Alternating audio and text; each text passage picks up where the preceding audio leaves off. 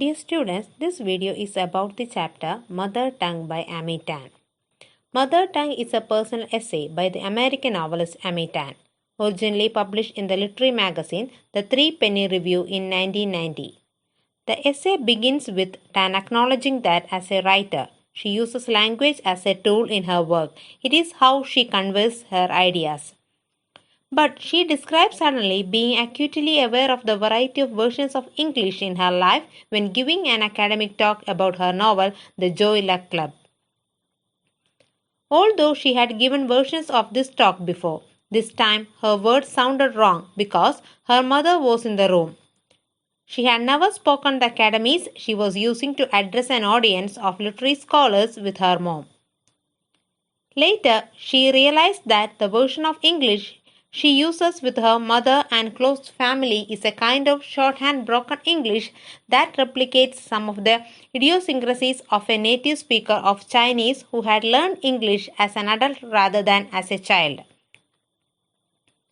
Tan then transcribes a story her mother told her about the importance of showing respect for a family by coming to a wedding in Chinese custom.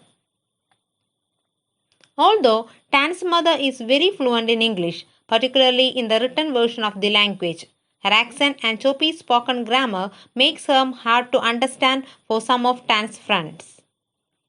However, Tan hears her mother's speech as fluid and natural because she has grown up hearing her mother's version of English all her life. She understands it completely and without effort. Still, when she was growing up, Tan was ashamed of the way her mother expressed herself in English, especially when she saw how salespeople in stores or bank tellers ignored or demeaned her. It seemed as though society was telling Tan that her mother's limited speech was a huge and embarrassing problem. And conversely, knowing how she was perceived, Tan's mom would make her daughter pretend to be her on the phone in order to get the kind of treatment that unaccented English receives. One funny result of this. After calling her mom's stockbroker to complain about a delay, Tan later saw him when her mom went to see him in person and noticed his surprise that Mrs. Tan was suddenly yelling at him with a heavy accent. One less funny result. After being diagnosed with a brain tumor, Tan's mom called the hospital to get copies of her CT scan in order to understand her exact diagnosis. Despite her pleas that her husband and son had died of brain tumors and that she was extremely worried, the hospital refused to apologize for misplacing her test result. But when Tan calls, speaking without an accent, the hospital representative is deeply apologetic and promises to correct the error. Tan wonders whether the way her family spoke English could have limited her opportunities in life. On a variety of achievement tests, her result showed that math was by far her strong suit and that her English skills were only mediocre. She found multiple choice math tests easy because each question could only have one answer, whereas language questions always seemed more nuanced and she could argue over the answer choices.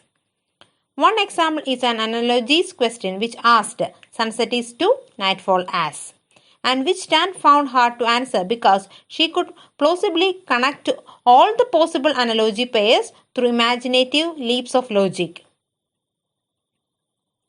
The achievement test problem is not just about college applications, however.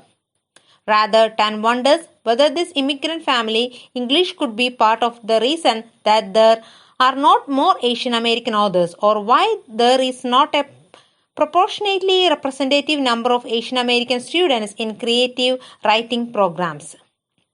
After all, if they all tend to do better on the math part of achievement tests because of how their parents speak, then maybe they are being guided towards those fields by well-meaning but misguided teachers.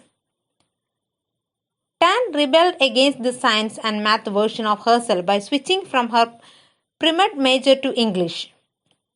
And she again rebelled against a boss who told her she couldn't write by starting to write non-fiction and later best-selling and award-winning fiction. Still, her early writing was trying to prove that she had mastery over English. She used flowery, overly complicated vocabulary and syntax to demonstrate how well she could write. Eventually, she realized that to write well, she needed to imagine a reader.